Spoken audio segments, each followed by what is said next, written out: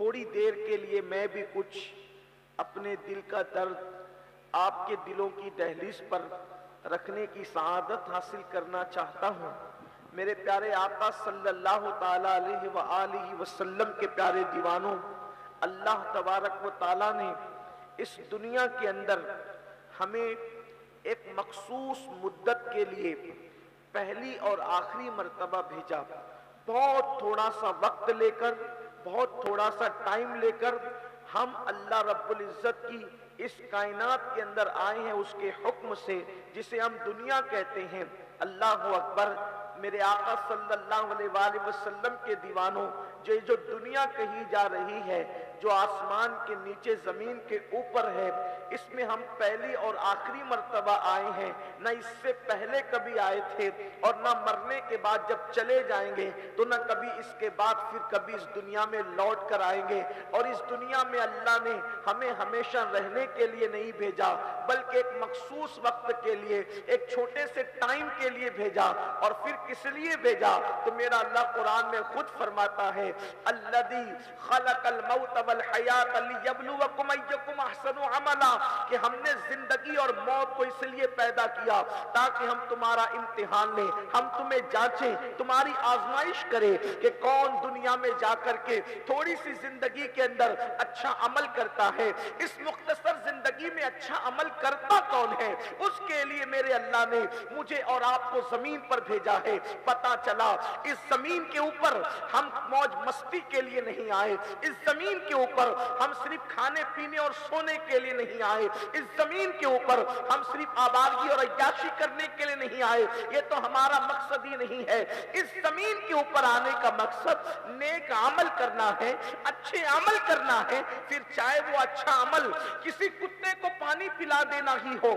اگر کوئی بندہ میرے اللہ کو راضی کرنے کی نیت سے صرف کتے کو پانی پلا کر اچھا عمل کر لے تو اللہ اس کی وجہ سے بھی اس کو جنت عطا فرما دے۔ سبحان اللہ، سبحان اللہ۔ اس دنیا کے اندر اگر کوئی تکلیف دینے والی چیز کو ہٹا دے تو اللہ تبارک و تعالی اس تکلیف دینے والی چیز کو ہٹانے پر بھی اس کو جنت عطا کر دیتا ہے۔ اس دنیا کے اندر اگر کوئی کسی چونٹی کی جان بچا لے تو چونٹی کی جان بچانے پر بھی اللہ اس کو جنت عطا کرتا ہے۔ لیکن اللہ اکبر، اتنے چھوٹے چھوٹے اعمال کی وجہ سے جو اچھی عمل ہے اس کی بنیاد پر جنت ملتی ہے، لیکن انسان، افسوس کی بات یہ ہے کہ اچھے اعمال کو چھوڑ کر انسان گناہوں کے اندر ملوث ہے، انسان برائیوں کے اندر ملوث ہے، انسان بے حیائیوں کے اندر ملوث ہے۔ میرے پیارے آقا صلی اللہ علیہ وآلہ وسلم کے پیارے دیوانوں، اچھی طرح یاد رکھنا، یہ دنیا اللہ اکبر دار العمل ہے، دار العمل یعنی کام کرنے کی جگہ، عمل کرنے کی جگہ۔ اللہ اکبر، یہاں جو کرو گے وہاں پر وہی پاؤ گے۔ ایسا نہیں ہے کہ یہاں آپ نے جو نہیں کیا وہاں پر آپ کو وہ مل جائے، چاہے آپ کسی خاندان کے ہو، چاہے آپ کسی خطے کے ہو، چاہے آپ کسی قبیلے کے ہو۔ اچھی طرح یاد رکھنا، تھوڑی دیر آپ ذہن میری طرف لگائیں، آپ کو بات سمجھ میں آئے گی، اور میں بہت دیر تک آپ کو امتحان میں نہیں رکھوں گا، بہت جلدی گفتگو مکمل کرنی ہوگی۔ لیکن آپ دھیان کریں، اگر اللہ ناراض ہے تو نبی کا بیٹا بھی اس دن جہنم کے اندر داخل کیا جائے گا۔ اللہ کے امتحان میں جو ناکام ہو جائے گا، خدا نہ خاندان دیکھے گا، نہ قبیلہ دیکھے گا، نہ خطہ دیکھے گا، نہ ڈگری دیکھے گا، کچھ نہیں۔ یہ اللہ کی شان ہے، اس کی شان غیرت ہے، یہ اللہ تبارک و تعالیٰ کے فیصلے ہیں۔ کبھی کبھی لوگوں کو سن کر اس پر حیرت بھی ہوتی ہے، کیا نبی کا بیٹا بھی جہنم میں جا سکتا ہے؟ بالکل جائے گا، قرآن نے کہا ہے تو جائے گا۔ اس لیے کہ آپ دیکھیں، تفاسیر قرآن اٹھا کر کے دیکھیں کہ نوح علیہ السلام کا بیٹا، اللہ اکبر، قیامت کے دن اللہ کے امتحان میں ناکام ہوگا، اللہ اس کو جہنم میں داخل فرمائے گا۔ ایک نبی کا سگا چچا بچھو کی شکل میں جہنم میں داخل کیا جائے گا، اللہ اکبر، اور وہ بھی کوئی نبی تو کوئی معمولی ہے ہی نہیں، لیکن اللہ اکبر، ابو الانبیاء سیدنا ابراہیم علیہ السلام کا سگا چچا، جسے دنیا آزر کے نام سے جانتی ہے، جب وہ اللہ کے امتحان میں ناکام ہوگا تو اس کو بچھو کی شکل میں جہنم کے اندر داخل کیا किया जाएगा। आप अंदाजा फरमाएं, लूत अलैहिस्सलाम की बीवी उस दिन जहन्नम के अंदर दाखिल की जाएगी, इसलिए कि वो अल्लाह के इम्तिहान में नाकाम हो जाएगी। अब आप मुझे बताएं, जब नबी की बीवी, नबी का सगा चचा, नबी का बेटा जिस दिन जहन्नम में जा रहे होंगे सिर्फ अच्छे अमाल न होने की वजह से, अच्छे अकायद न होने की वजह से, अल्लाह रब्बुल इज्जत के इम्तिहान में नाकाम होने की वजह से, उस दिन मेरा और आपका क्या बनेगा? हमारे हालात क्या होंगे? मुसलमानों मुझे बताओ, हम लोग सबके लिए टाइम निकालते हैं, हम अच्छे अमल के लिए कितना टाइम निकालते हैं? अल्लाह अकबर, बोलो बताओ ना, जरा गौर तो करो। कल क़यामत के दिन अल्लाह का इम्तिहान है, इम्तिहान लेने वाला एग्जामिनर खुदा है, जांचने वाला खुदा है, सवाल करने वाला खुदा है। अल्लाह अल्लाह, यकीनन राजमहल बड़ा इलाका है, यहाँ के लोग पढ़े लिखे हैं। आप जानते हैं जब हमारे बच्चे एसएससी एचएससी के इम्तिहानात देते हैं, आईएएस आईपीएस के इम्तिहानात देते हैं, तो वो दुनिया के उस इम्तिहान के लिए पूरी पूरी रात भर जाग करके तैयारी करते हैं। हैरत है, जिस इम्तिहान के बाद फिर चांस मिलेगा इम्तिहान देने का, उसके लिए तालिब इल्म रात रात भर जागते हैं। उन जागने वालों को मैं सलाम करता हूँ। जिस इम्तिहान में नाकाम होने के बाद कामयाब के फिर चांसेस हैं, उसके लिए बच्चे इतनी मेहनत करते हैं, रातों दिन तगोदाव करते हैं। हमें क्या हो गया है? जिस इम्तिहान के बाद फिर कोई इम्तिहान नहीं है, फिर कोई चांस नहीं है, और वो मेरे अल्लाह का इम्तिहान है, वो मैदान नशर का इम्तिहान है, वो क़यामत के दिन का इम्तिहान है। उसके लिए हमने क्या तैयारी की है? यही ना कि अल्लाह अकबर, कोई मोबाइल गेम से लगा हुआ है, कोई जुआ खेल रहा है, कोई शराब के अड्डों को आबाद कर रहा है, कोई जना के अड्डों को आबाद कर रहा है, किसी ने मस्जिदों को वीरान कर रखा है, कोई आखिरत को भुला चुका है। मुसलमान होने का मतलब क्या है? मुसलमान होने का मतलब बस इतना कि हर जुमा को 2 रकअत नमाज पढ़ लो और उसके बाद खत्म हो गया मामला। नहीं मेरे अजीज, आइए मैं आपके सामने एक रिवायत का मफहूम पेश करूं जो बुखारी शरीफ में और मजीद सिहा की दूसरी किताबों में भी मौजूद है।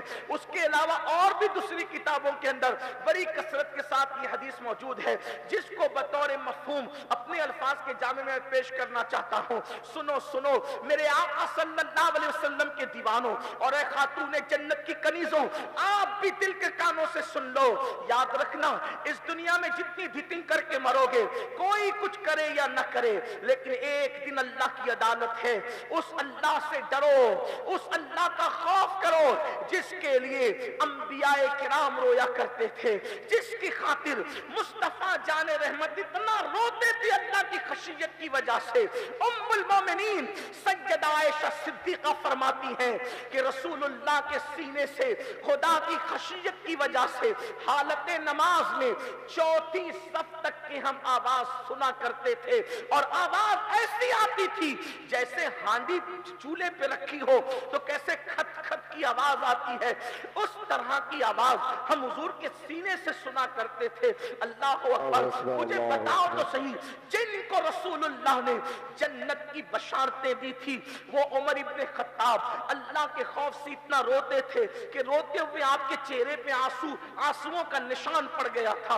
आप मुझे बताएं ना, अल्लाह अकबर, सज्जदना उस्मान गनी रज़ी अल्लाह तआला अन्हु कब्रों पर खड़े होकर इतना रोते थे, ऐसा लगता था कि जैसे उन पर मौत तारी हो जाएगी।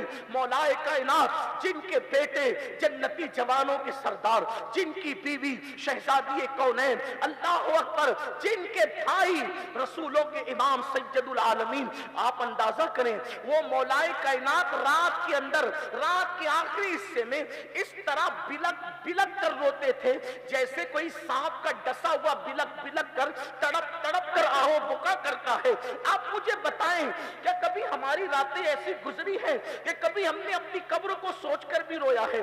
500 की नोट गुम हो जाने पर तो रोए हैं, माँ की मैयत पर तो रोए हैं, बाप के जनाजे पर तो रोए हैं, दोस्तों के बिछड़ने पर तो रोए हैं, कभी कारोबार में नुकसान हुआ तो रोए हैं, एग्जाम में नाकाम हुए तो रोए हैं, किसी हादसा हुआ है तो रोए हैं, कभी इसलिए रोया कि एक दिन कब्र है, वो कब्र की तंग और तारीख वादी है, कभी इसलिए रोया अल्लाह अकबर न जहां कोई रिश्तेदार है। मैं तो कहता हूं जन्नत में भी लोग साथ होंगे, जहन्नम में भी लोग साथ होंगे, लेकिन जन्नत और जहन्नम से पहले एक मंजिल है जिसको कब्र कहते हैं, उसमें कोई साथ नहीं होगा, न दोस्त होंगे, न अहबाब होंगे, न भाई होंगे, न भतीजे होंगे, अल्लाह अकबर, न दौलत है, न बीवी है, न बच्चे, हम अकेले ही अकेले होंगे। आप मुझे बताएं 10 बाय 10 के कमरे के अंदर अगर किसी बंदे को अकेला 1 साल तक के रख दिया जाए, वो बंदा ऐसे तन्हाई की वजह से तड़प तड़प कर मर जाए।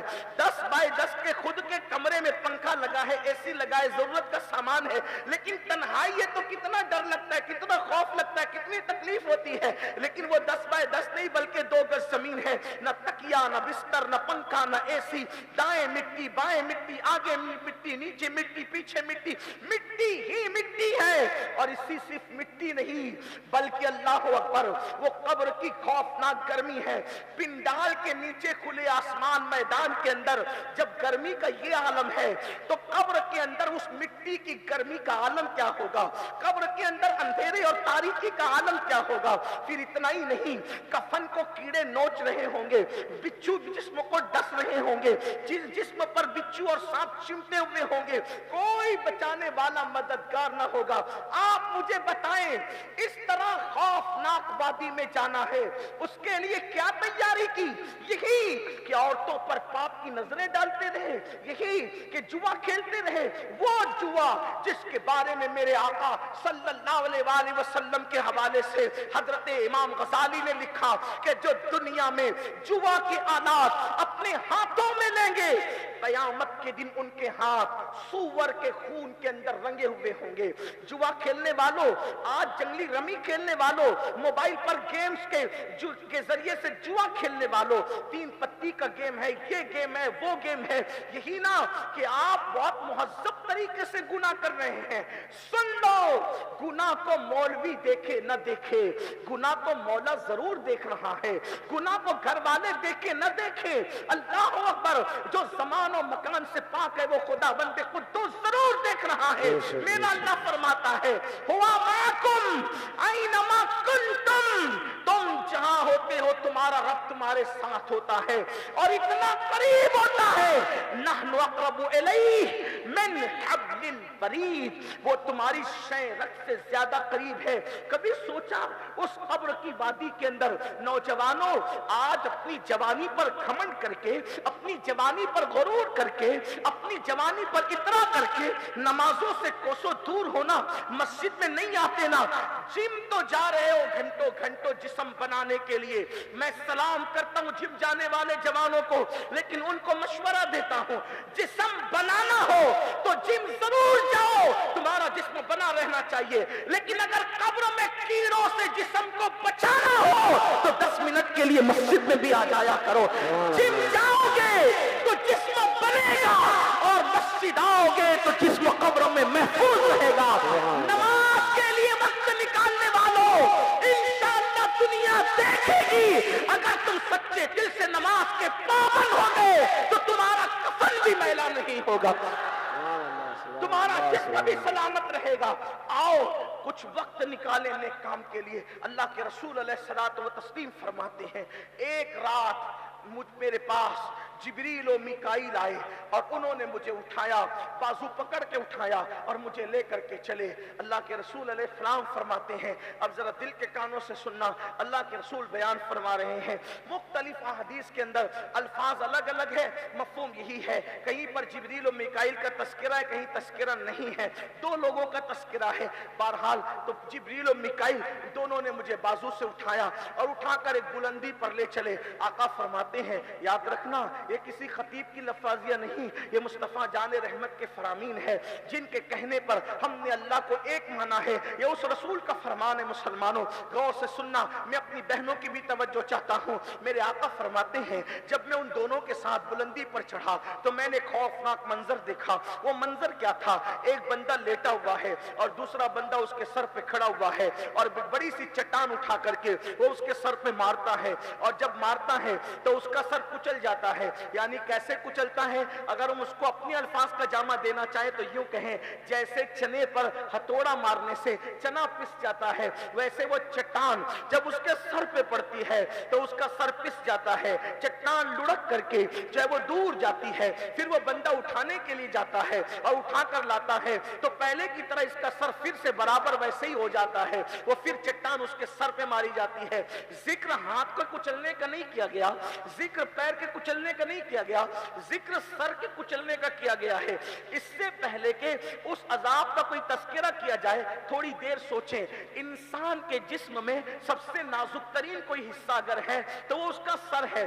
ہاتھ پہ لگ جائے اتنی تکلیف نہیں ہوتی، پیر پہ لگ جائے اتنی تکلیف نہیں ہوتی، پیٹ پر بھی لگ جائے اتنی تکلیف نہیں ہوتی، لیکن سر پہ لگے کھوپڑی پر تو چھوٹی سی جو وہ درد کی کیفیت نہیں ہوتی، بلکہ تھوڑا سا لگ جائے تو بہت انسان چکراتا ہے، تکلیف ہوتی ہے۔ اسی لیے بائک چلانے والوں کے لیے ہندوستان کا قانون اور کئی ملکوں کا قانون ہے کہ وہ ہیلمٹ پہنے، اس لیے کہ بائک والا اگر گرے گا، ہاتھ ٹوٹے گا تو زندگی بچ سکے گی، پیر ٹوٹے گا تو زندگی بچ سکے گی، لیکن اگر سر پہ چوٹ آئی دماغ کو تو پھر زندگی محفوظ نہیں رہ سکتی ہے۔ اسی لیے دماغ کو، سر کو لوگ بچانا چاہتے ہیں، لیکن ہائے ہائے، اللہ کے حبیب غیب دا نبی صلی اللہ علیہ وآلہ وسلم فرماتے ہیں اس بندے کا سر کچلا جا رہا تھا، اور کیسے کچلا جا رہا تھا؟ اس کا سر جو کچلا جا رہا تھا وہ بڑی سی چٹان سے، چٹان کہتے ہیں بڑے پتھر کو، بڑی سی چٹان سے اس کا سر کچلا جا رہا تھا۔ میرے آقا فرماتے ہیں میں نے پوچھا جبریل یہ کون ہے؟ تو جبریل امین نے عرض کی یا رسول اللہ صلی اللہ علیہ وآلہ وسلم یہ وہ ہے جو نماز میں سستی کرتا تھا، نماز کے وقت میں سویا ہوا رہتا تھا۔ اللہ اکبر، آج مسلمانوں کے سامنے نماز کی اہمیت نہیں رہ گئی۔ بڑی معذرت کے ساتھ میرے بھائی، اگر آپ یہ سمجھتے ہو نا کہ ہم نماز نہیں پڑھیں گے پھر بھی ہمیں کوئی صاحب، کوئی بزرگ، کوئی پیر، کوئی فقیر، کوئی ولی جنت میں لے کر چلے جائیں گے، تو میں آپ کے شہر کے اتنے بڑے عالم، جو صرف آپ کے شہر کے نہیں بلکہ ہندوستان کے بڑے علماء میں جن کا شمار ہوتا ہے، راج محل والوں تم خوش نصیب ہو کہ ایک اتنا بڑا آدمی، اتنا بڑا عالم جو علم کا جبل شامخ ہے، وہ آپ کی اس بستی میں پیدا ہوا ہے، اتنا بڑا محقق۔ ان کی موجودگی میں آپ کے سامنے عرض کر رہا ہوں کہ آپ نماز کو چھوڑ کر اگر یہ سوچتے ہیں کہ کوئی ولی آپ کو جنت میں لے جائے گا تو یہ خود فریبی اور شیطان فریبی آپ کی۔ وجہ اس کی یہ ہے کہ آپ ولیوں کے سامنے، ان کے درمیان نماز چھوڑ کر اپنا ایمان ثابت نہیں کر سکتے، یہ بات ہے۔ آپ کیا سمجھتے ہیں؟ آپ سمجھتے ہیں کہ میں حنفی ہونے کی وجہ سے بے نمازیوں کو کافر نہیں کہتا، لیکن صحابہ کے اقوال آپ اٹھا کر کے پڑھیں۔ صحابہ فرماتے ہیں رسول اللہ کے دور میں مسلمان کی پہچان کیا تھی؟ رسول پاک کے دور میں مسلمان کی پہچان کیا تھی؟ صحابہ کہتے ہیں جو نماز پڑھتا تھا ہم اس کو مسلمان سمجھتے تھے۔ سبحان اللہ، سبحان اللہ، نعرہ تکبیر۔ نماز کی بنیاد پر مسلمان سمجھتے تھے، اور آپ جانتے ہیں اللہ کے رسول صلی اللہ علیہ وآلہ وسلم کا فرمان ہے جو جان بوجھ کر نماز چھوڑ دے وہ میرے ذمے سے باہر اور خارج ہو گیا ہے، قیامت کے دن اس کے ساتھ میرا کوئی وعدہ نہیں ہے۔ آپ مجھے بتائیں تو صحیح، جس سے رسول پاک بیزاری کا اظہار کرے، اور صرف بیزاری کا نہیں، فقی ابو اللیث سمرقندی جو احناف فقہا میں صف اول کے لوگوں میں سے ہیں، انہوں نے لکھا ہے اللہ کے رسول علیہ السلام اپنے صحابہ کو وصیت کرتے تھے۔ توجہ کرنا وصیت کیا تھی؟ اللہ کے رسول نے ایک دن سیدنا ابو ہریرہ سے کہا ابو ہریرہ اگر ہو سکے تو تو بے نمازی کی صحبت میں مت بیٹھنا، بے نمازی کے قریب مت بیٹھنا، اس لیے کہ جہاں بے نمازی ہوتا ہے آسمان سے اس پہ لعنت برستی ہے۔ اللہ اکبر، اللہ۔ جس پر آسمان سے لعنت برسے اس کے گھر میں برکت کیسے ہو سکتی ہے؟ جس پہ آسمان سے لعنت برسے اس کے دل کو سکون کیسے مل سکتا ہے؟ جس پہ آسمان سے لعنت برسے اللہ اکبر اس کی بگڑی کیسے بن سکتی ہے؟ بلکہ اللہ کے رسول علیہ السلام فرماتے ہیں جو نماز چھوڑ دیتا ہے اللہ نیکوں کی دعا سے اس کا حصہ بھی ختم کر دیتا ہے۔ اللہ اکبر۔ ہم نے نماز چھوڑی، بلکہ میں تو یہ کہتا ہوں ہمارے ہر مسئلے کا حل اللہ نے نماز میں رکھا ہے۔ کل بھی ہمارے مسائل کا حل خدا کی چوکھٹ پر اس کے دربار میں تھے، آج بھی اسی کے دربار میں ہیں، قیامت تک اسی کے دربار میں رہیں گے۔ اللہ کا در چھوڑ کر اگر تم چاہتے ہو کہ تمہارے مسائل کہیں حل ہوں گے، ایسا نہیں ہو سکتا۔ آج لوگ کہہ رہے ہیں مولانا دیکھو دنیا میں مسلمانوں کے گھروں پہ بلڈوزر چل رہے ہیں، مسلمانوں کے مکان توڑے جا رہے، جلائے جا رہے ہیں۔ میں نے کہا جو ایسا کر رہا ہے وہ ظالم ہے، اپنے انجام کو پہنچے گا، کیونکہ ہمارا مذہب کہتا ہے کہ چڑیا کا گھونسلہ بھی کوئی اجاڑ دے تو اللہ اس کے گھر کو ویران کرے گا.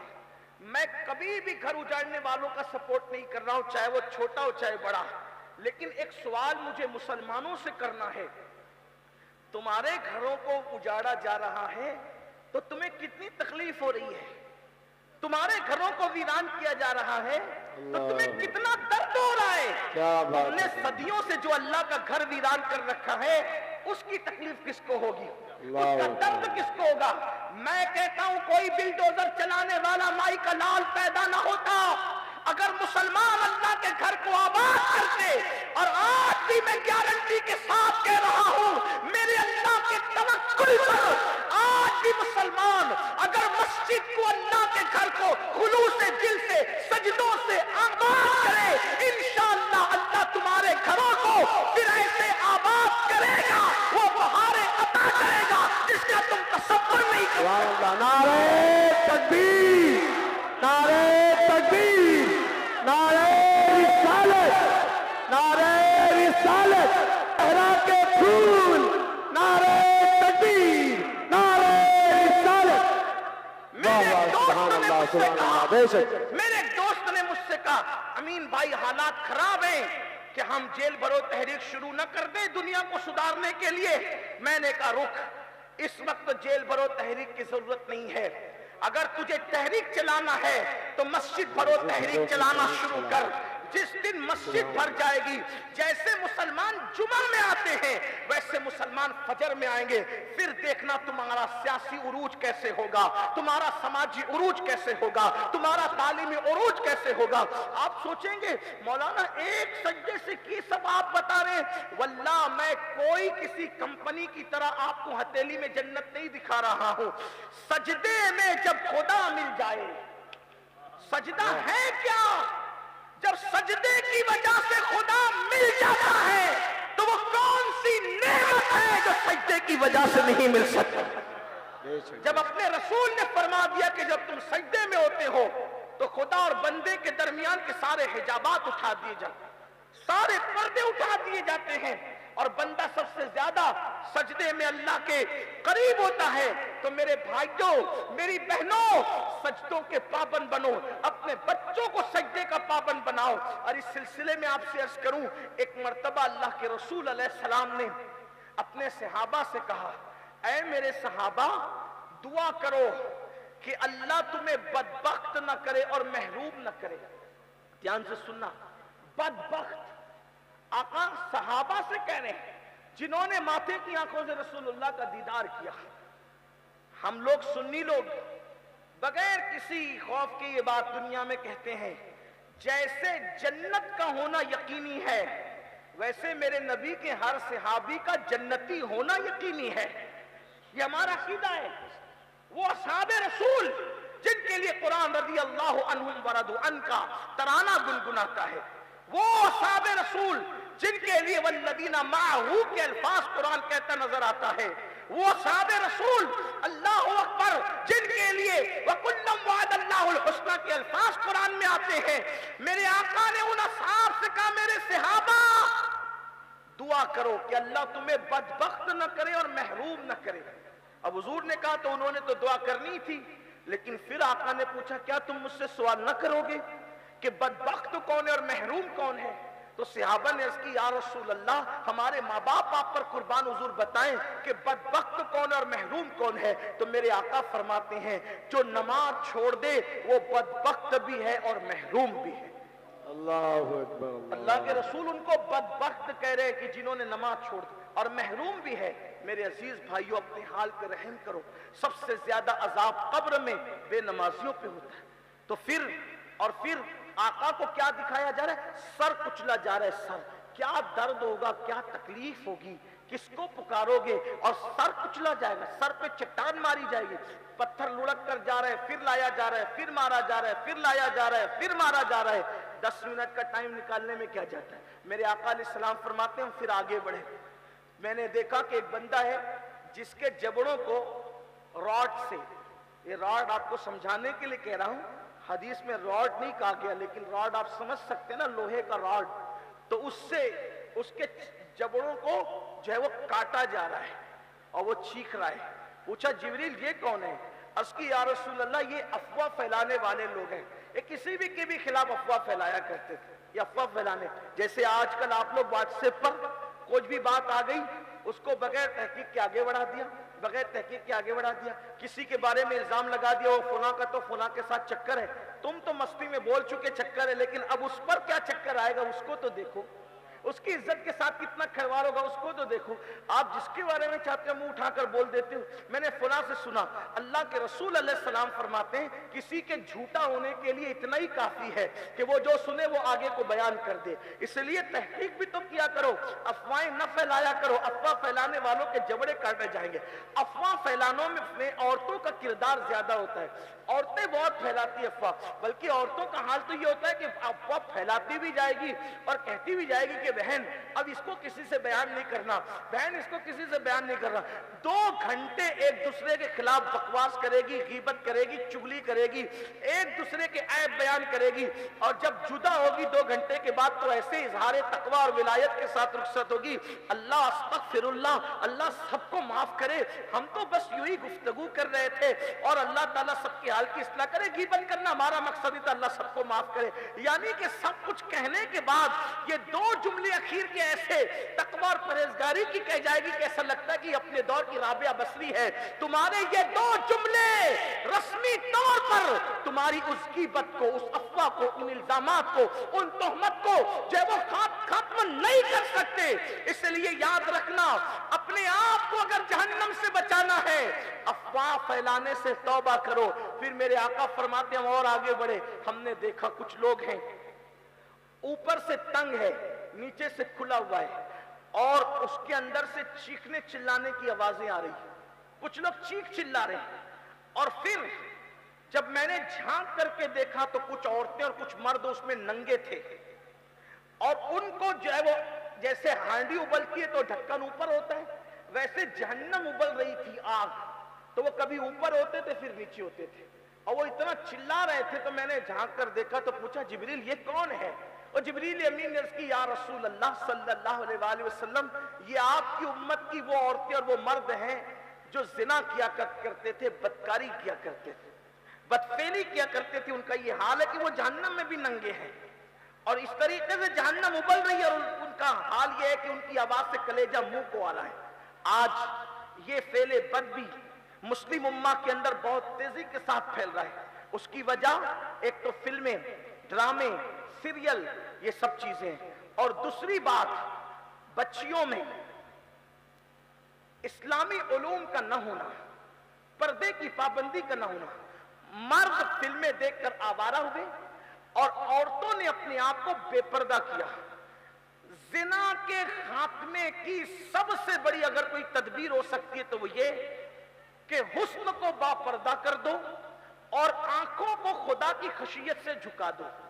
اگر آنکھیں اللہ کے خوف سے مردوں کی جھک جائے اور عورتیں پردے کی پابند ہو جائیں, انشاءاللہ ہم زنا پہ بدی پر کنٹرول کر سکتے ہیں. لیکن عورتیں آج کل پردے کو ظلم سمجھتی ہیں, چونکہ سیریلوں نے یہ پٹی پڑھا دی ہے, فلموں نے یہ پٹی پڑھا دی ہے کہ پردہ ظلم ہے, پردہ قید ہے. حیرت کی بات یہ ہے کہ عورتوں کو جو اسلام حجاب کرنے کا حکم دیتا ہے پردے کا, وہ بطور ظلم نہیں دیتا, بلکہ ہمارے یہاں یہ کانسیپٹ ہے, یہ تصور ہے کہ ہر قیمتی چیز کو ہم چھپاتے ہیں, ہر قیمتی چیز کو ہم چھپاتے ہیں. عورتوں کو تو اب پتہ چل جانا چاہیے اس صدی میں کہ آخر حجاب میں ایسا کیا ہے کہ جو لوگ ہتھیاروں سے نہیں ڈر رہے وہ عورتوں کے حجاب سے کیوں ڈر رہے ہیں. آخر حجاب میں اتنا پاور کیوں ہے, حجاب میں اتنی طاقت کیوں ہے؟ وہ نہیں جانتی خواتین, اس لیے کہ جب کوئی عورت بے حجاب ہو جاتی ہے تو وہ مردوں کی آنکھوں سے بچ نہیں سکتی. جب کوئی عورت بے حجاب ہو جاتی ہے تو شیطان اس کی طرف لوگوں کی توجہ کو مائل کرتا ہے. جب کوئی عورت بے حجاب ہو جاتی ہے تو اس کی عزت خطرے میں پڑ جاتی ہے. عورت کا حجاب اس کی آبرو کو تحفظ ہے, اس کی عزت کو تحفظ ہے. اللہ اکبر, جب تک عورتیں پردے کی پابند رہی کبھی کسی عورت کی آبرو لوٹی نہ گئی, کبھی کسی عورت کی عزت لوٹی टूटी न गई, जब तक औरतें पर्दे की पाबंद रही, कोई बेटी किसी गैर के साथ भागती नजर न आई। अल्लाह अकबर, ये पर्दा क्या है, ये हिजाब क्या है, ये कैद करने का तरीका नहीं बल्कि तहफ्फुज़ का तरीका है। उसको खवातीन यूं समझ सकती है कि सब्जी पाला जो है वो लारियों पर लगा करके लोग बेचते हैं, लेकिन हीरे जवाहरात जो है, सोने चांदी के जेवरात जो है, वो लारियों पर सजा कर नहीं बेचते बल्कि शोरूम के अंदर इंतहाई एहतियात के साथ छुपा छुपा करके बेचते हैं। अब कोई कहे लो साहब इन मुसलमानों को क्या हुआ कि ये हीरे जवाहरात और सोने चांदी को छुपाने लगे, ये इस पे जुल्म कर रहे हैं। तो कोई अक्लमंद कहेगा पागल हो गया, हर कीमती चीज छुपाई जाती है। मैं खवातीन को समझाने की सिर्फ एक बात कहूं, देखो हमारे मजहब में जितनी कीमती चीजें थी हमने सब छुपाई, हमारे मजहब ने सब छुपाई। जैसे मिसाल के तौर पर आप देख लें कि दुनिया में जितनी मस्जिदें हैं, मस्जिदें करोड़ों की तादाद में पूरी दुनिया के अंदर, एक से खूबसूरत मस्जिद है, लेकिन सारी मस्जिदों को बेपर्दा रखा गया। लेकिन जो तमाम मस्जिदों में सबसे अफजल तरीन मस्जिद थी जिसको काबतुल्लाह शरीफ कहते हैं, उसको गिलाफ चढ़ाकर पर्दे में डाल करके बता दिया गया कि और मस्जिदें अलग है और मस्जिद हराम की शान अलग है। जो पर्दे में देखेगा समझ जाएगा कि इसकी शान अलग है। इसी तरीके से दुनिया में किताबें करोड़ों की, अरबों की, खरबों की तादाद में छपती है, सारी किताबें बेपर्दा पड़ी हुई है, लेकिन जो सबसे कीमती किताब है जिसे कुरान मुकद्दस कहते हैं, उसे जुज़दान में लपेट कर बता दिया गया। आप बताओ मुसलमानों का बच्चा बच्चा या जो मुसलमान ना भी हो, जब किसी किताब को जुज़दान में देखता है तो पुकार उठता है, ये बुखारी मुस्लिम नहीं हो सकती, ये तिर्मिज़ी इब्न माजा नहीं हो सकती, ये साइंस ज्योग्राफी की किताबें नहीं हो सकती। ये अगर कोई किताब हो सकती है तो अल्लाह की किताब कुरान मुकद्दस हो सकती है। इसलिए कि जो किताब को सारी किताबों में अफजल समझा उसको भी पर्दे में डाल दिया। इसी तरीके से दुनिया में कितनी कब्रें हैं, अरबों खरबों कब्रें तो होगी, सारी कब्रें खुली पड़ी हुई है, सारी कब्रें नंगी पड़ी हुई है, लेकिन हमने जिस कब्र को कीमती समझा, गौसे आजम की कब्र को कीमती समझा, उसको बेपर्दा नहीं रखा बल्कि गिलाफ डालकर उसको बापर्दा कर दिया। गरीब नवाज की कब्र को कीमती समझा, गिलाफ डाल करके बापर्दा कर दिया। मखदूम अशरफ की कब्र को बापर्दा कर दिया। ताकि बस हाल ये है, अब आम रास्ता चलने वाला जब बगैर गिलाफ की कब्र देखता है तो समझ जाता है आम इंसान की कब्र है, और जब पर्दे वाली कब्र देखे तो सोचता है किसी अल्लाह के वली की कब्र है। बोलो ये पहचान है कि नहीं है? और सब तो अपनी जगह है, मखलूक सब बेहिजाब है, लेकिन खालिक पर्दे में है, जैसा कि उसकी शान है। अब पर्दे में रहना अगर जुल्म है तो बताओ जब खालिक पर्दे में है तो क्या है? खालिक ने अपनी शान के मुताबिक मखलूक से हिजाब कर रखे, और औरतों को पर्दे में करके बताया गया कि औरत कितनी कीमती है। औरों की औरत कुछ भी हो, औरों के यहां तो औरतें जुए में हारी गई है।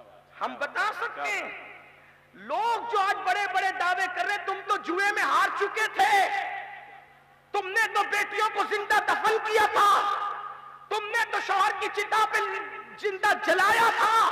ये इस्लाम है, इस्लाम जिसमें औरत के चार रूप है, चार रूप। एक रूप बेटी का, दूसरा रूप बहन का, तीसरा रूप बीवी का, चौथा रूप माँ का। ये चार रूप हमारे यहाँ है, और चारों रूप की क्या तशरीह है। अगर औरत बेटी की शक्ल में है तो वो बाप के लिए जन्नत है, औरत अगर बहन की शक्ल में है वो भाई के लिए जन्नत है, औरत अगर नेक बीवी की शक्ल में है वो शौहर के लिए जन्नत है, औरत अगर माँ है तो उसके कदमों में जन्नत सिमट आती है और उसके कदमों के नीचे जन्नत है। आप मुझे बताएं तो सही, हमारी औरत का मतलब क्या है? औरत का मतलब सैयदा ज़ैनब है। अल्लाह अकबर, हमारे औरत का मतलब सैयदा फातिमा ज़हरा की जात है, औरत का मतलब सैयदा आयशा की जात है, औरत का मतलब सैयदा खदीजा की जात है। आप कहेंगे मतलब क्या? मैंने कहा हमारे यहाँ मतलब ये है, अगर औरत खदीजा है तो औरत इतनी कीमती है कि उस खातून के लिए अर्श से खुदा सलाम करता हुआ नजर आ रहा। नारे तकबीर, नारे तकबीर, नारे रिसालत, नारे रिसालत। कौन की बच्चियों को अक्ल होना चाहिए کہ جو تمہیں بے حجاب کرنا چاہتے ان کے یہاں عورت دیکھو اور ہماری عورت دیکھو. اگر عورت خدیجہ ہے ان کے لیے عرش سے سلام آتا ہے, کوئی دوسری عورت کو یہ مقام حاصل نہیں ہے. ہماری عورت کون ہے؟ اماں عائشہ صدیقہ ہے. اگر عائشہ صدیقہ عورت ہے تو کون ہے؟ جس کے بستر پہ قرآن نازل ہوتا ہے, جس پہ الزام لگتا ہے تو ان کی برات میں سورہ نور کی آیتیں نازل ہوتی ہیں. سبحان اللہ سبحان اللہ. اگر ہماری عورت سیدہ زینب ہے تو زینب تو پھر وہ ہے کہ کربلا میں جب امام علی مقام کی شہادت ہو گئی تو وہ لٹے ہوئے قافلے کو پوری حفاظت کے ساتھ واپس لے جانے والی امانتوں کی اس امینہ خاتون کو سیدہ زینب کہتے ہیں. جب اہل بیت کے گھرانے میں اس لٹے ہوئے قافلے میں کوئی بولنے کے قابل نہ رہا تو زینب نے ایسا خطبہ دیا کہ دمشق کی در و دیوار کانپ گئی اور کہنے والا کہنے پہ مجبور ہو گیا. دربار میں بولی بھی تو لہجے میں علی کے زینب نے کسی حال میں پردہ نہیں چھوڑا. سبحان اللہ سبحان اللہ. جس نے مردوں کو چپ کرایا اسے زینب کہتے, سیدہ زینب کبریٰ کے نام سے. اور اگر عورت فاطمہ ہو تو پھر وہاں تو ساری بہاریں رانائیاں بڑائیاں سمٹ آتی ہے. نسب اتنا بڑا ہے کہ نسب و سیدہ فاطمہ الزہرا کا دنیا کی کوئی طاقت ان کے نسب کا مقابلہ نہیں کر سکتی. کون؟ سیدہ فاطمہ, فاطمہ بنت محمد خاتم الانبیاء. ان کے والد سید المعصومین, یہ سیدہ فاطمہ الزہرا مخدومہ کائنات. اور تقوی کیا, پرہیزگاری کیا, کیا تقوی کیا پرہیزگاری. سیدہ فاطمہ الزہرا کا حال یہ تھا کہ آپ کے دوپٹے کو بھی کبھی چاند و سورج نے نہیں دیکھا. چاند سورج کی بات کر رہا ہوں, غور کر. ان کے بابا نے ان کی کیا تربیت کی تھی کہ چاند و سورج نے بھی کبھی ان کے دوپٹے کو نہیں دیکھا, نہیں دیکھا. میرے امام کہتے ہیں جس کا آنچل نہ دیکھا مئو مہر نے, جس کا آنچل نہ دیکھا مہو مہر نے, اس ردائے نزاہت پہ لاکھوں سلام. کسی نے امام حسین سے کہا تھا, حسین تمہاری ماں بڑی نیک تھی, آپ کی آنکھ میں آنسو آ گئے. فرمایا تو نے سچ کہا, میری ماں کا جب وصال ہوا تو میں صرف 6-7 سال کا تھا, لیکن تب بھی میں نے اپنی ماں کے سر کے بالوں کو کبھی نہیں دیکھا. میری ماں نے اپنے سر کے بالوں کی حفاظت مجھ جیسے بیٹے سے بھی کی جس کی عمر 6-7 سال کی تھی. یہ ان کا تقویٰ تھا. اسی لیے میرے آقا فرماتے ہیں فاطمہ نے اپنی عزت کی حفاظت اس طرح کی کہ اللہ نے ان کے تقوی کی برکت سے قیامت تک کہ ان کی اولاد پر جہنم کی آگ کو حرام فرما دیا. غور کریں, یہ سیدہ کائنات تھی. لیکن افسوس آج بچیاں بے پردہ کوچنگ کے نام پر, اسکول کے نام پہ, اور ماں باپ کو کوئی فکر بھی نہیں ہے. بیٹیاں بے پردہ ہے, بیوی بے پردہ ہے, بہن بے پردہ ہے. اللہ نے جنت کے دروازے پہ لکھا ہے کہ جنت دیوس پر حرام کر دی گئی. جنت دیوس پر حرام کر دی گئی. صحابہ نے پوچھا آقا یہ دیوس کون ہے؟ دیوس آقا فرماتے ہیں جس گھر کی عورتیں بے پردہ گھومیں اور وہ مرد ان کو منع نہ کرے وہ دیوس ہے. دیوس اللہ نہ اس کی نمازیں قبول کرتا ہے نہ دعائیں قبول کرتا ہے. اب یہ پردے کا شوق کیسے پیدا ہوگا؟ اس کی سب سے بڑی وجہ بچیوں میں علم نہیں ہے, تعلیم نہیں ہے, اس لیے بے پردہ ہے. علم نہیں ہے, اس وجہ سے حسن اسلام سے ناواقف ہے. آج لڑکیاں اسلام سے جتنا دور ہو چکی ہے, جو لڑکیاں اوروں کے ساتھ بھاگ کر مکمل مذہب بدل رہی ہے ان کی تعداد بہت تھوڑی ہے. لیکن مسلمانوں کے گھر میں مسلمان کہلا کر مسلمان لڑکیاں کتنی ہیں وہ تو مجھے بتاؤ. جن کو کلمہ نہیں آتا, جن کو غسل کرنا بھی نہیں آتا, جن کا حال یہ ہے حیا کے پردے میں کہوں بزرگ بھی بیٹھے, میری مقدس مائیں بھی بیٹھی ہے, بچہ پیدا ہو جائے تو 40 دن تک کہ وہ بغیر غسل کے سب طرف گھومتی رہے, غسل نہ کرے. کیوں؟ علم نہیں ہے. جبکہ کس نے کہہ دیا کہ 40 دن تک عورت بچے کی پیدائش کے بعد ناپاک ہی رہتی ہے؟ آپ پوچھیں نا, علماء سے پوچھیں. ماہانہ جو ان کی کمزوری ہے 7 اور 10 دن تک کہ اسی حالت میں رہتی ہے, کیا اس کی کوئی کم سے کم مدت نہیں ہے؟ 3 दिन की कम से कम मुद्दत नहीं है उसकी, 3 दिन में भी तो पाक हो सकती, फिर उसके बाद गुस्ल भी नहीं आता।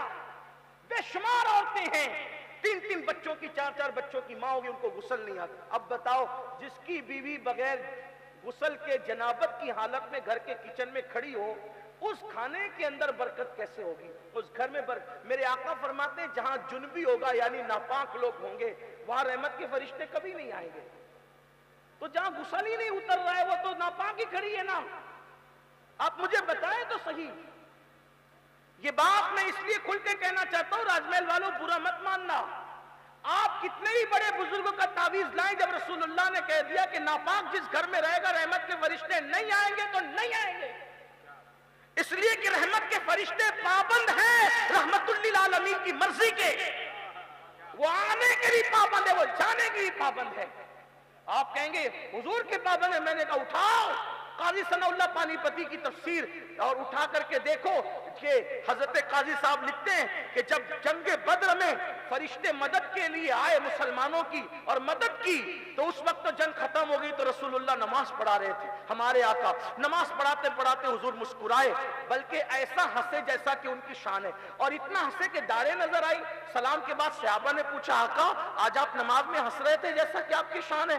हुजूर फरमाते हैं हंसी की वजह यह थी कि जिब्रील फरिश्तों के साथ तुम्हारी मदद के लिए आए थे, काम खत्म होने के बाद वो वापस जा रहे थे, तो उन्होंने जैसे आसमान के दरवाजे पे दस्तक दी तो अल्लाह ने पूछा कहां से आ रहे हो जिब्रील? अस्की मौला तेरे महबूब के गुलामों की मदद के लिए तूने जंग में भेजा था, काम खत्म करके हम वापस आ रहे। तो अल्लाह ने पूछा मेरे महबूब से पूछा या बगैर पूछे आ रहे हो? मेरे हबीब से इजाजत ली के बगैर इजाजत के आ रहे हो? अस्की मौला इजाजत के बगैर आ रहा हूं। तो अल्लाह ने बताया जिब्रील वापस जाओ, जब तक के महबूब इजाजत दे उस तक के नहीं आना। नारे तकबीर, नारे तकबीर, नारे रिसालत, नारे रिसालत। जब सैयदुल मलाइका उनकी मर्जी के पाबंद है तो और मलाइका उनकी मर्जी के क्यों पाबंद ना? हुजूर फरमा रहे जुनबी जहां होगा, हालत जनाबत में जो जहां होगा वहां रहमत के फरिश्ते नहीं आए। अब आप कुरान रख दीजिए घर में, तावीज किसी का भी लगा लो, आपको बुरा लगता है तो लगे, मुझे कोई उसकी परवाह नहीं है, लेकिन दिल दुखे तो सिर्फ मुझे माफ कर देना, दिल दुखाने नहीं आया। लेकिन हमारे घर की तबाहियां ये इस वजह से है कि 3-3 साल 10-10 साल हम नापाक ही रहेंगे, जब गुस्ल उतरेगा ही नहीं तो नापाक ही तो रहेंगे। आप देखें ना कि हालत गुस्ल में अगर नाक की रीठ भी जो है, क्या कहते हैं आप उसके यहाँ, यानी नाक की कीचड़ अगर नाक में लगी रह गई, सख्त थी, और उस पर से पानी नहीं गुजरा, उस पर से पानी नहीं गुजरा, तब भी आप पूरा जिस्म पूरी दरिया में डुबा लें, आप पाक नहीं होंगे। क्योंकि गुस्ल के 3 फराइज है, कुल्ली करना और नाक की नर्म हड्डी तक पानी चढ़ाना, उसको धुलना, और पूरे बदन पे पानी बहाना। ये तो हर मुसलमान को पता है। अब आप मुझे बताएं ना मुसलमान, सोचो तो सही, इतने जो है वो सख्त बेले पहने, इतनी सख्त अंगूठी पहनी, ऐसी चूड़ी पहनी, इतनी तंग थी कि वहां से पानी गुजरा ही नहीं। आप पूरे दरिया में डुबा लें, जिस्म को पाक नहीं होंगे। मर्दों के लिए भी मसाइल हैं, मैं कोई मसाइल गुस्ल वजू के बयान करने नहीं आया। आपके यहाँ तो बड़े बड़े मुहक्किकीन उलमा है, आपके यहाँ का शहर तो मदीनतुल उलमा कहलाने का हकदार है, मैं ये बताने नहीं आया, लेकिन आपसे कहता हूँ ये सब क्यों हो रहा है? इल्म नहीं। हैरत की बात यह है कि जो शहर मदीनतुल उलमा कहलाने का हकदार है, अगर उस शहर की औरतों को इल्म नहीं है तो ये सवाल किससे होगा? हैं? आप बताएं। मैं मुबारकबाद पेश करता हूँ मुहक्किक अल्लामा रज़ाउल्लाह का शफी मुद्दज़िल्लहुल आली को और उनके रफ़क़ा को, बड़ा बेड़ा उठाया। औरतों को पढ़ाना जरूरी है, क्यों? और मर्द ने पढ़ा फर्द ने पढ़ा, मर्द ने पढ़ा फर्द ने पढ़ा, औरत ने पढ़ा पूरे माशरे ने पढ़ा। मर्द पढ़ेगा दीन दरवाजे तक रहेगा, औरत पढ़ेगी दीन नस्लों तक जाएगा। औरतों को पढ़ाना जरूरी है।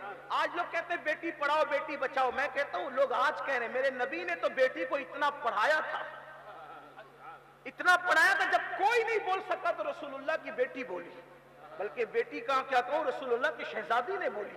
हमारे यहाँ तो अदब का भी तकाजा है ना, हमारा मसलक ही पूरा पूरा अदब है। बेटियां औरों की है, रसूलुल्लाह की शहजादी है। हाँ, क्या बोली रसूलुल्लाह की शहजादी ने, क्या फरमाया?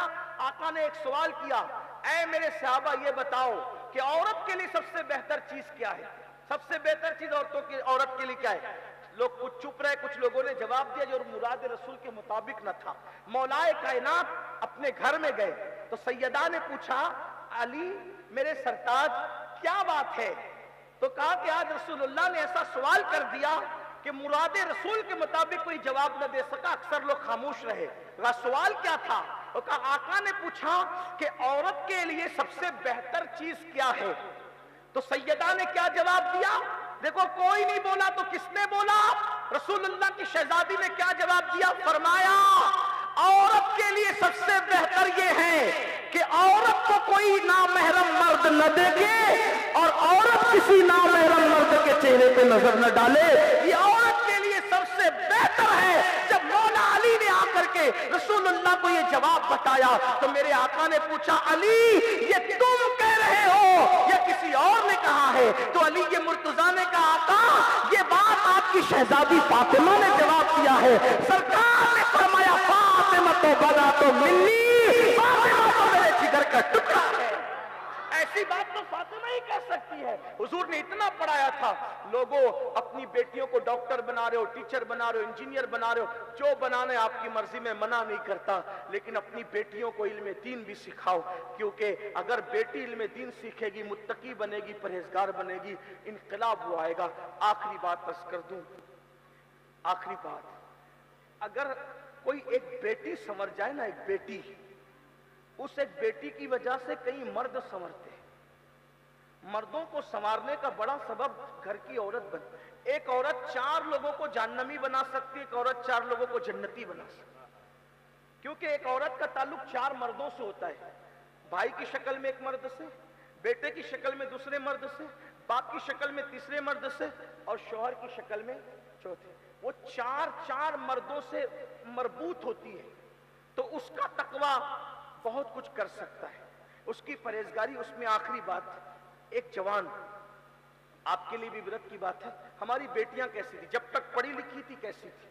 میں تو دعا کرتا ہوں اللہ کرے کہ یہ مدرسہ جلدی تعمیر ہو لڑکیوں کے لیے. ہاں جلدی تعمیر ہو, آپ اس میں مدد کریں. بلکہ آپ سے یہ بھی کہتا ہوں, جلسوں کو سستا کرو اور تعلیم پر خرچہ کرو. جلسے سستے ہوں, اس بامقصد جلسے حضرت نے فرمایا کہ ضرورت ہے, لیکن اکثر جلسے ہمارے بے مقصد ہیں. جن کی خود جنت کا ٹھکانہ نہیں, وہ مائک پر آ کر کہتے ہیں کہ ایک بار سبحان اللہ کا اور جنت میں جاؤ. جنت کے ٹکٹ بٹ رہے ہیں جلسوں سے. حالانکہ کتنے لوگ عشاء پڑھ کے آتے ہیں اور کتنے جا کے فجر پڑھتے ہیں, یہ اچھی طرح پتہ ہے. اگر یہاں ہاتھ اٹھوائے جائے نا کہ کتنے عشاء پڑھ کے آئے بتاؤ, اور کتنے جا کے فجر پڑھنے کی نیت رکھتے ہیں, تو پھر دیکھیں گے آپ کے ہوتا کیا ہے. لیکن یہاں ہم کسی کو ذلیل کرنے کے لیے نہیں بلاتے, اس لیے ہم ہاتھ اٹھوا کے کسی کو ذلیل نہیں کریں گے. لیکن اتنا ضرور کہیں گے, اگر آپ نے ایک عشاء چھوڑ دی نا, ایک عشاء, ہزاروں جلسوں میں شرکت بھی اس کی بھرپائی نہیں کر سکتے. آپ نے ایک فجر چھوڑ دی نا, لاکھوں جلسوں میں شرکت بھی اس کی بھرپائی نہیں کر سکتے. نماز نماز ہے. اللہ نے ہر چیز کا حکم قرآن میں, کسی کا 1 بار, کسی کا 2 بار, کسی کا 4 بار.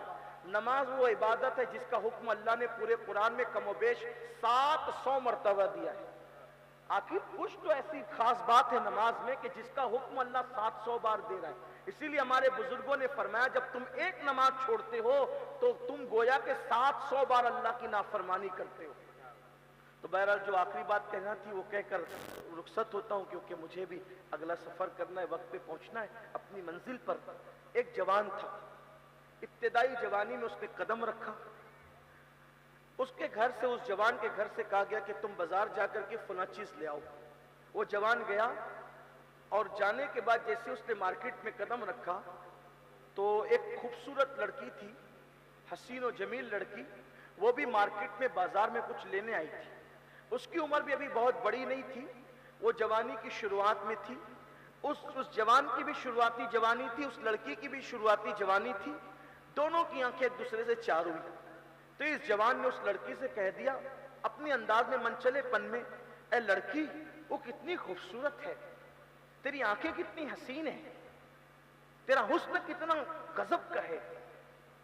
تیری آنکھوں کو دیکھ کر ایسا لگتا ہے جیسے نرگس کے پھول نظر آ رہے ہیں، تیرے بالوں کی نرمی سنبل کے پودے کی طرح نظر آتی ہے، تیرے رخسار کی سرخی لال یمن کو چیلنج کر رہی ہے، اتنی حسین ہے تو۔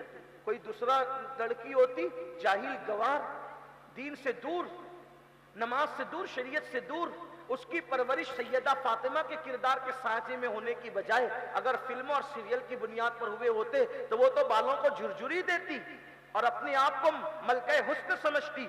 لیکن حیرت تھی، بچیوں کی تربیت اس زمانے میں سیریل، فلمیں، ناولوں کے سائے میں نہیں بلکہ سیدہ فاطمہ الزہرا کے کردار کے سائے میں ہوئی تھی۔ اس وقت باپ اپنے بیٹی کو موبائل نہیں دیتا تھا بلکہ کردار فاطمہ کا زیور عطا کرتا تھا، اس لیے کہ سونے کے زیور کوئی چھین سکتا ہے، کردار فاطمہ کا زیور تو مرے دم تک نہیں چھینا جا سکتا۔ آج ضرورت ہے کردار سیدہ کو زندہ کرنے کی۔ محرم میں 10 دن کے حسینی بنتے ہو، کیا بنے؟ لمحے لمحے کے حسینی بنو، اور حسینیت وہ ہے جس میں بے پردگی نہیں ہے، حسینیت وہ ہے جس میں بے نمازی پن نہیں ہے، حسینیت وہ ہے جس میں شراب نہیں ہے، حسینیت وہ ہے جس میں جوا نہیں ہے، حسینیت وہ ہے جس میں جھوٹ نہیں ہے، حسینیت وہ ہے جس میں بیٹا تو قربان ہے مگر نماز قربان نہیں ہے، حسینیت وہ ہے جس میں 6 مہینے کا معصوم تو قربان ہے لیکن شریعت قربان نہیں ہے۔ ہم ساری چیزیں حسینیت کے الٹ کرتے ہیں اور صرف شربت اور کھچڑے کے حسینی بن کے رہ گئے، بس اتنا رہ گیا ہے۔ 10 دن کے جلسے والے، نان کھٹائی والے حسینی، یاد رکھنا اگر آپ نے شریعت کو چھوڑ دیا ہے تو آپ حسینی کہلا کر یزیدی کردار کو زندہ کر رہے ہو۔ اگر آپ شراب کے اڈے پر ہو تو حسینی کہلا کر اب کردار یزید زندہ کر رہے ہو۔ خدا کے لیے حال پہ رحم کرو، امام حسین کو ان کے نانا کو کیا منہ دکھاؤ گے، ان کے رب کو کیا منہ دکھاؤ گے؟ اس لیے توبہ کر کے پلٹو۔ اس جوان نے اس لڑکی کے حسن کی تعریف کی، اس نے گردن کو جھرجھری دینے کی بجائے وہ غصے میں آئی، اس نے کہا رک، تو میرے حسن کی تعریف کرتا ہے، ابھی مزہ چکھاتی ہوں، سب سے زیادہ میرا حسن تجھے کہاں کا لگتا ہے؟ اس نے کہا تیرے جسم میں سب سے زیادہ خوبصورت تیری آنکھیں، تیری جھیل سی آنکھیں، اس میں ڈوب کر کے نہانے کو جی چاہتا ہے، اتنی خوبصورت ہے تیری آنکھیں۔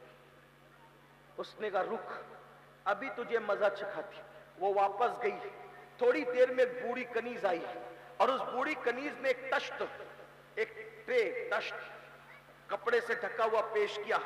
اے لڑکے، ابھی تھوڑی دیر پہلے ایک لڑکی کے حسن کی تعریف تو نے ہی کی تھی؟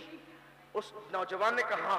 اس نے تحفہ دیا، وہ جوان خوش ہوا، پہلی محبت کا تیر نشانے پہ جا لگا، میں تو کامیاب ہو گیا۔ لیکن جیسے ہی کپڑا ہٹایا پیروں کے نیچے سے زمین کھسک گئی، اس میں ایک چٹھی تھی اور 2 کٹی ہوئی آنکھیں رکھی ہوئی تھی جس سے خون ٹپک رہا تھا۔ چٹھی دیکھا تو لکھا تھا اے نوجوان، تو نے میرے حسن کی تعریف میری آنکھوں سے کی، تو میرے فتنے میں مبتلا ہوا، مجھے اندھی بن کر رہنا تو گوارا ہے لیکن مجھے پاپی بن کر رہنا گوارا نہیں ہے۔ تو نے میری آنکھوں کی تعریف کی، آنکھوں کو دیکھ کر میرے فتنے میں تو مبتلا ہوا، میں نے آنکھیں کاٹ کے تجھے بھیج دیا ہے، یہ آنکھیں لے لے جو تجھے پسند ہے اور مجھے بھول جا، کبھی میرا تصور بھی مت کرنا۔ وہ جوان جب گھر پلٹا تو اتنا متاثر تھا کہ آنکھیں رو رہی تھیں، آنسو بہ رہے تھے، پورا بدن کانپ رہا تھا۔ مصلی پہ بیٹھ کے پوری رات توبہ توبہ توبہ توبہ، استغفار استغفار استغفار، اللہ کی بارگاہ میں خوب آنسو بہائے۔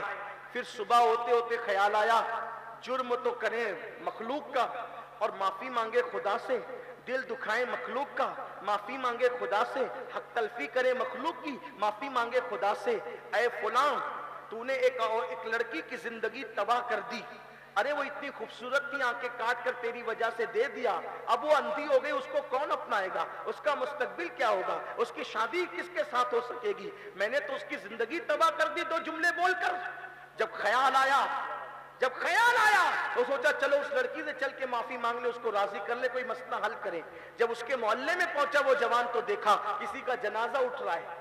ایک بزرگ سے پوچھا یہ کس بزرگ کا جنازہ ہے جس میں پورا محلہ سوگوار ہے؟ اور اتنی پبلک ہے اس کے اندر کہ یہ کسی بزرگ کا جنازہ نہیں، ہمارے محلے کی ایک باغیرت لڑکی کا جنازہ ہے۔ کل بازار گئی تھی کچھ خریدنے، کسی لڑکے نے آنکھوں کی تعریف کر دی، آنکھیں کاٹ کر اس کو بھجوا دیا تاکہ اس کے پاپ میں، اس کے فریب میں مبتلا نہ ہو۔ آنکھیں جذبات میں کاٹ کر بھجوا تو دیا، لیکن پورا دن درد سے تڑپتی رہی۔ آخر کار درد برداشت نہ ہوا تو صبح ہوتے ہوتے اس لڑکی نے دم توڑ دیا۔ ہمارے محلے کی اسی باغیرت بیٹی کا جنازہ ہے جس کو فخر کے ساتھ اور سوگواری کے عالم میں لوگ اٹھا رہے ہیں۔ اس جوان کو احساس ہوا، او فلاں، تو نے کسی کی زندگی ہی تباہ نہیں کی، بلکہ تو نے تو کسی کو موت کے گھاٹ اتار دیا، کسی کو تو نے نابینا ہی نہیں کیا، کہ تیرے جملوں نے کسی کو اندھا نہیں کیا بلکہ زندگی بھی چھین لی۔ اس کے بعد وہ جوان ایسا پلٹا توبہ کر کے کہ اللہ نے اس جوان کو اپنے زمانے کا سب سے بڑا ولی بنایا۔ آپ اندازہ فرمائیں، ایک لڑکی کا تقویٰ کسی جوان کو ولایت کے مقام تک لے جا رہا ہے۔ کاش ہمارے گھر کی بیٹیاں، ہماری بچیاں پردے کی طرف آئیں، دین کی طرف آئیں، مذہب کی طرف آئیں۔ اور آپ کو بھی یہی کہتا ہوں، نوجوان اب شادی کرنے میں جو ہے وہ خوبصورت لڑکیاں ڈھونڈنے کی بجائے دیندار لڑکیاں ڈھونڈے، اس لیے کہ خوبصورت ماں خوبصورت بیٹا پیدا کرے یہ ضروری نہیں ہوتا، لیکن دیندار ماں دیندار بیٹے ہی کو جنم دیا کرتی ہے۔ اس لیے اگر اپنے گھر میں اپنی نسلوں کو دیندار چاہتے ہو، ایک انگریز مفکر نے کہا تھا، تم مجھے اچھی مائیں دے دو، میں تمہیں اچھی نسل عطا کروں گا۔ یہاں کے علماء کی یہی فکر ہے کہ مدرسہ جو ہے وہ سیدہ فاطمہ الزہرا للبنات قائم ہو اور بچیاں پڑھیں، اور یہاں سے ایک مشن ہو بچیوں کو سنوارنے کا، ماں کی گود کو۔ کسی نے کہا تھا کہ آج بھی ہو سکتا ہے عیسیٰ سا بیٹا پیدا، لیکن میں اس کو تھوڑا ترمیم کر کے عرض کروں، آج بھی ہو سکتا ہے عیسیٰ کا پرتو پیدا، ماں کی گود ہی ملتی نہیں مریم کی طرح۔